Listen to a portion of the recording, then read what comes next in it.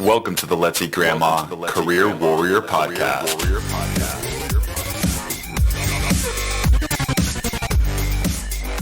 And welcome to the 56th episode of the Let's Eat Grandma Career Warrior Podcast, where our goal is not only to help you land your dream job, but to help you live your best life.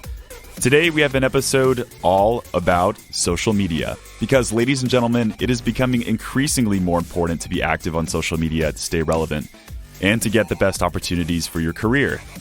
The principles discussed in this episode not only apply to LinkedIn, but also Facebook, Twitter, Instagram, anything else that means engaging with followers, friends, and connections.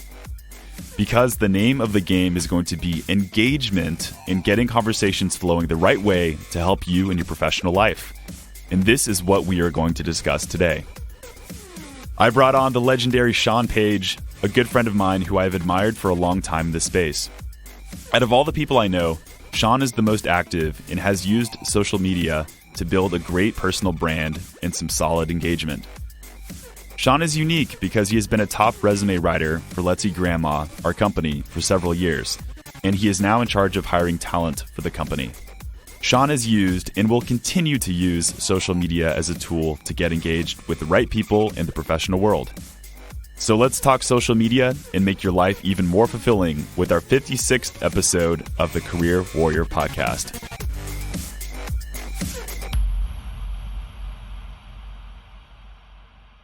All right, Sean, it's great to have you on. How are you doing today? Thanks for having me, Chris. I'm doing really well. I'm really excited to be a part of this podcast today, and I'm just really looking forward to talking about social media. Man, you're an absolute legend, and every single time I see you post, it's a reminder for me to ask you to be on the show, and I'm glad I finally got around to doing it, so can't thank you enough for being on here. No, thank you. So I just want to launch into it. Why really should someone use social media in their professional lives? What's the whole point? Yeah, I think that's a really good question, Chris. I think for a lot of people, social media is kind of seen as a passive part of their life in terms of, they go on to stay connected with friends and family, but beyond that, they sort of don't really see the purpose of social media. But I would say now, more than ever before, social media is being used in so many different avenues, and particularly in finding a job. And so I think it's really important that, to know that social media is here, it's now. It's not something that's in the future. It's something that you should be investing into now, because as we continue to grow, especially within, the hiring world, social media is just steadily, increasingly being used to find good candidates, as well as, not only by recruiters, but also people who are representatives of the company, so your friends and family. Yeah, I've always thought of it, and maybe this is just like how I first started using social media back when I was in high school, but as just some way to just, go and see what other people are doing and post a picture, get a like here or there. So it hasn't had as much weight and importance as it does now. And now I'm realizing more and more, especially as the years have gone on, how this can be such an effective tool when it comes to your career. So when you're looking for a job or even looking to stay connected with people to build meaningful relationships. So I think that's a really good point you bring up about using it effectively. So, but do you have any examples of how it's really worked well in your life in a more meaningful way? I know we've talked about this. Yeah, sure.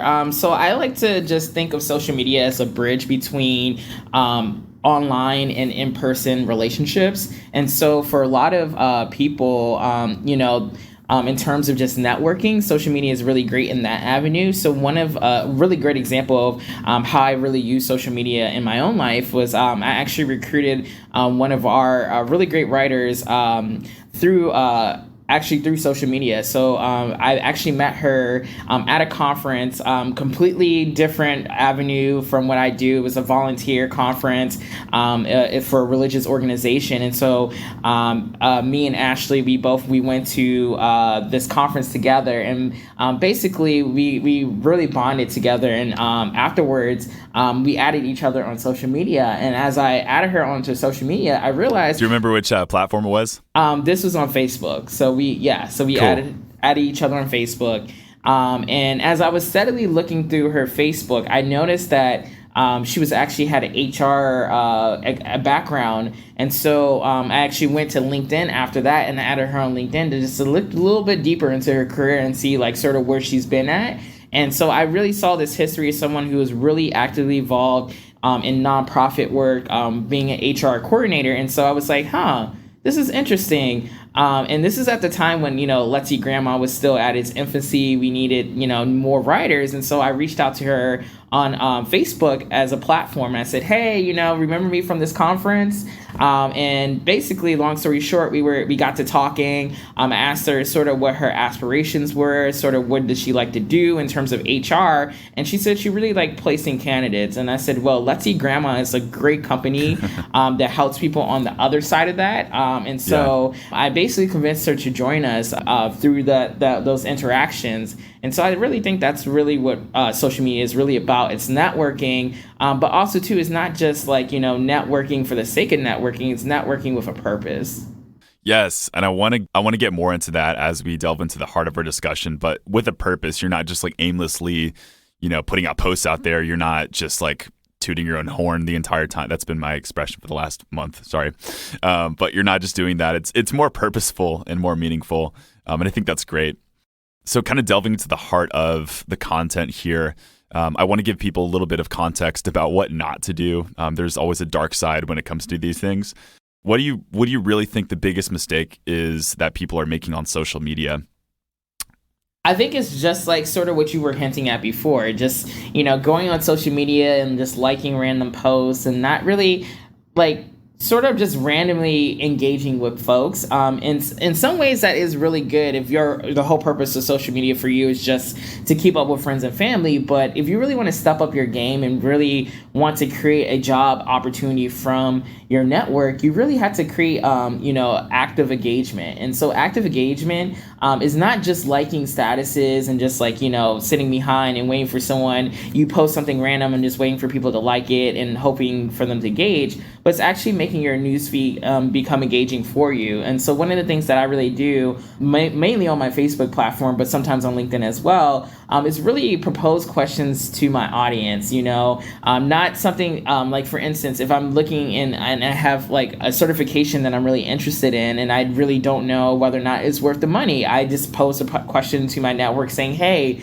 does anyone have any experience with this certification? Is it important? How are you using it in your career? And so by just asking those questions, that really gets people involved and engaged. And then also too, reciprocation. A lot of times, in our culture, we're very, we have become so self-absorbed, especially on social media, that we're all about people liking us, but we're not about reciprocating that energy backwards. And so for being really active on social media, one of the key things that I think is really important is not only trying to create engagement through these thoughtful questions, but also engaging with your audience, going and, liking people's posts, commenting on it, creating discussion and conversation, but make it fruitful. There's also, some people get in the pitfalls of, I disagree with someone's post, so I'm going to sit here and argue on this post. And, that's, in some ways that can be meaningful, but also know who your audience is and make sure that you know when to keep the tone in a way that not only it's continuing the engagement, because we definitely encourage you to interact, but make sure that you're not becoming a little too trigger happy in terms of how you engage with other people in your network. This has got to be like one of the core principles. This is something I want to work on better when I'm posting things on LinkedIn. And I love your questions idea. Posing these kinds of questions and getting people engaged, I think, is just so key. But like, say I am trying to get into, I guess, that mindset of being able to connect with people, whereas I'm just used to just kind of being passive and liking people's posts here and there and not being so meaningful. But how do I turn my mind into Sean's mind? Like, I'm sure this took you some time to develop this, or maybe you've been a natural from the start, but how can I just be a more engaging person when it comes to the online world? Well, I think one of the things is to think about yourself as what a lot of companies have been doing on, like, for instance, on Twitter. You're a brand. You're a brand no matter how you look at it. You have a certain people who choose to follow you, who are choosing to listen to you and choosing to want to engage with you. So by being a brand, you really have to think about who your audience is, who you want to engage. And so a lot of things that I do, and this took me time and practice. Like, I didn't just wake up and was like, yeah, I got 100 plus people liking my post. Like, it took me time to grow my movement and my collection of people in my network to want to listen to me. And so a lot of times, one of the things I always tell people is when you're looking at not only understanding like the social media site that you're using is important. So for instance, a lot of times, people will use Twitter, both by having professional profile for their work, but also too they'll have a kind of a personal Twitter that they'll use to sort of just broadcast random thoughts and things of that, and share random posts and things of that nature. And so like that's one of the ways you can kind of separate it. I know some people for the Instagram. Wow. Yeah, so like I know some people for Instagram, for instance, they'll actually go and make their profile specifically for a certain target market. So for instance, if I was someone who's really into traveling, they'll make a travel Instagram where it's just like specifically only for travel posts, only quotes related to travel, only articles related to travel, things of that nature, because they know that if they create any other type of content, people start to get disengaged because that's not what they sign up for. Sure. Yeah, and so it's just understanding that as a concept is the first step. And then sorry to cut in here, but could you theoretically use that for your job search? So, or like maybe like not your job search because that might be too short-lived, but like your career. So say like you're into like tech or programming or something like that, and then possibly create like a tech or programming Instagram and just, I don't know, post cool pictures of you coding and, like showing some things that you're working on as projects, and then have that personal side to you as well by having another account. Yeah, I definitely think that is something that is a good step. I know, for instance, that for me, one of the things that I do is I work in public health. So one of my Twitters is specifically for all the posts that I do for my company in public health. And so I'll actually go whenever I'm at a conference or whenever I'm in a specific meeting, I'm always posting like quotes or like pictures of like people that I'm interacting with and things of that nature. Because that is a timestamp, like you said, that, it really showcases like, this is where I'm at in my career. This is the things that I'm doing. And then that's something that you actually can refer back into applications. Because a lot of applications these days actually ask you for your social media site. So it'll ask you for like your Twitter handle. It'll ask you for your LinkedIn profile link. It'll even ask you for your website. So I think, all these are great ways to really track how your career is moving forward. Yeah, I've noticed that more often than ever. Like I'll apply for like an accelerator program or something like that. I'll ask for my Facebook, Twitter handle. I'm like, why do you need this? And I've even had clients of ours, Sean, Facebook friend request me. I'm like, it's like almost weird, but it just makes me think that I need to be more conscious of these things, not just my LinkedIn profile, because I have that down professionally, but just all the other channels that people might be looking for me. There's also this hesitation too. I know some of our listeners and some people out there might be thinking, hey, like, I want to keep my life private. I don't believe in, computers and cell phones and all that stuff. And I think what's really important is that separation that we're talking about, separating personal from private. And so even if you're someone who's like, I don't want to share my information out there, just know that the scary part is your information is already out there regardless of you sharing it or not. But at least you can have control over your information when you create these profiles. And so if you're creating a public profile that is just specifically for you to keep track of your career, I think that's a great thing. And then you have more control over how you are presenting yourself to companies versus if you're someone who's like, I want to keep my private life private, then you don't have to create a private account. You can easily just, have this public account as just a sort of almost like a CV in a way, as a way to kind of track your progress. No, that's a really good point. And there is some hesitation, especially with clients who are, job seekers who are a little bit on the older side, people who, haven't used these platforms in such a way. But I would encourage them to just try it out, and I think exactly what Sean said about setting things to private that you may want to. I think that's okay too. So I want to talk about the principle of personal brand. And this is something that, we've even had episodes in the past about personal brand and like showcasing who we are as a professional. And I think you've done such a great job of it throughout all your different channels that you post on. What are some stages, I guess, for people who are trying to get their personal brand down, who may not have that confidence to start, engaging with people and posting on these different channels? So I think it's all about being authentic, just reminding yourself that, like, okay, if I'm someone who I know is not going to actively post every day, how do I at least find a comfortable middle ground for myself to really be authentic in the way that I'm proposing questions that I know matter to me, but also at the same time, I'm doing it at a rate that I'm comfortable at. It's not, just that I am, spewing out posts just for the likes or just for the comments. And so I think that's one thing. I think another thing is really having trial and error.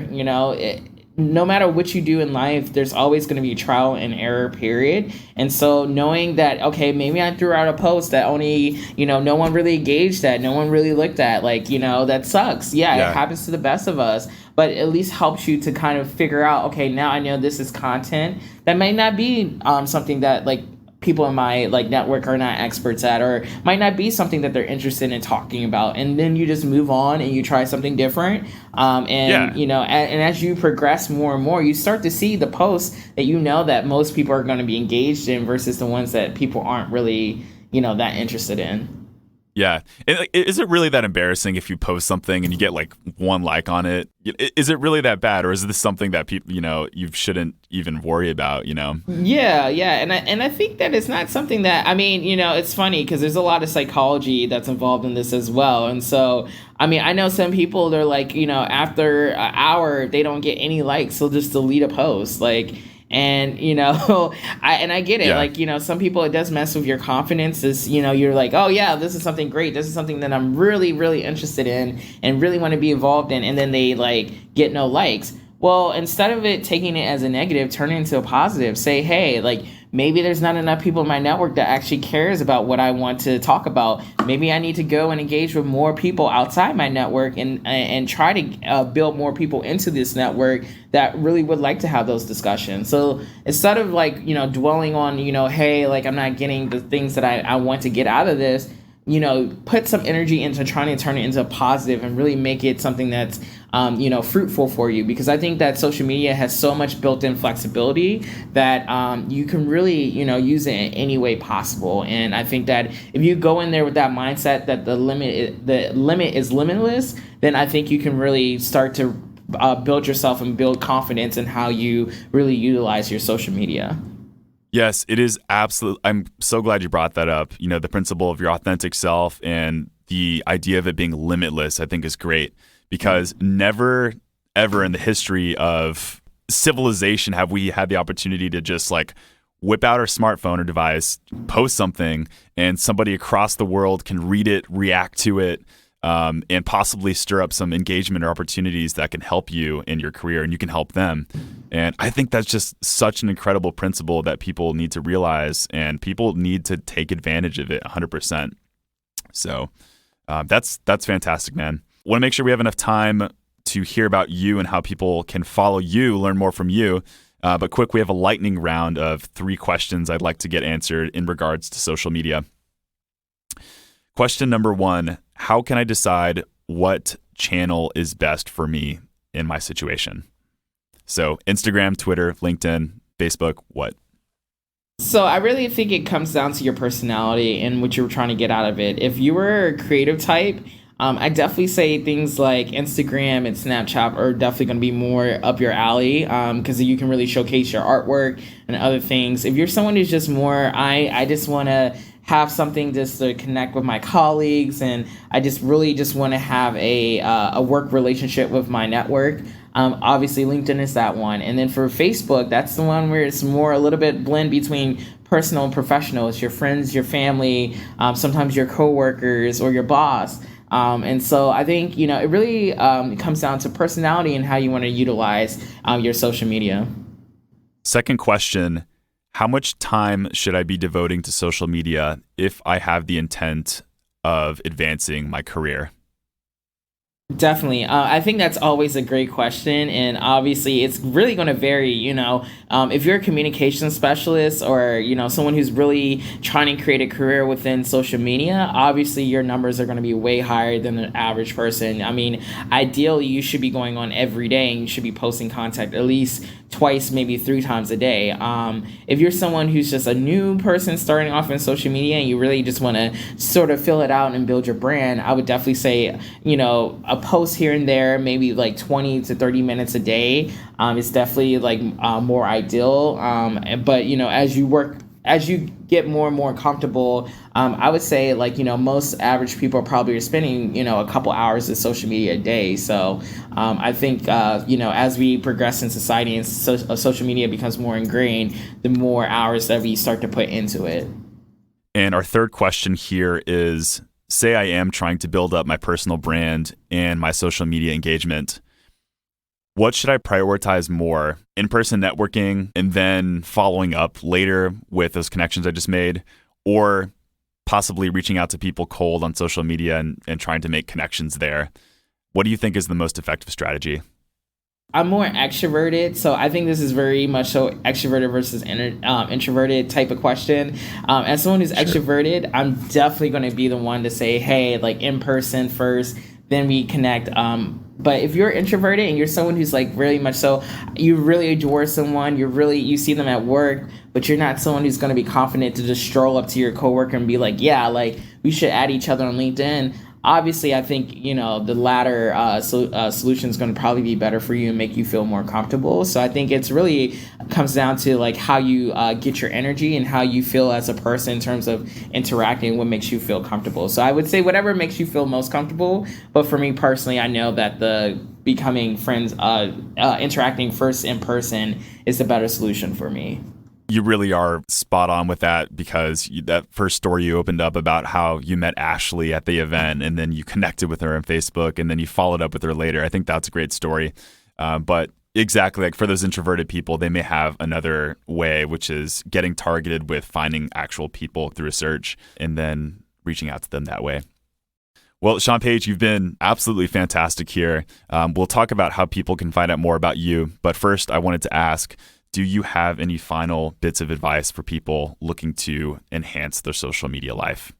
Yeah, I definitely say, take it as you will. Social media, again, is a powerful tool, but it's a tool that is, made to make your life feel more comfortable, to make it easier for you to, keep up with people and network. And so I definitely say, don't just go in and just go all in. It's like having a diet versus a lifestyle. A diet, you're going to quickly go in and try to lose as much weight as possible, but a lifestyle is something that you do in increments, and then over time it becomes so integral in your life that you never notice that it is part of your life. And so I always tell people like social media needs to be treated like a lifestyle, not like a diet, because if you're treating it like a diet, eventually you're going to end up ghosting. I've seen people do this all the time. They post 5 times a day. They're really aggressive. And then one day they have a mental breakdown, or, they need to take a mental health day, and then they're off social media for 6 months.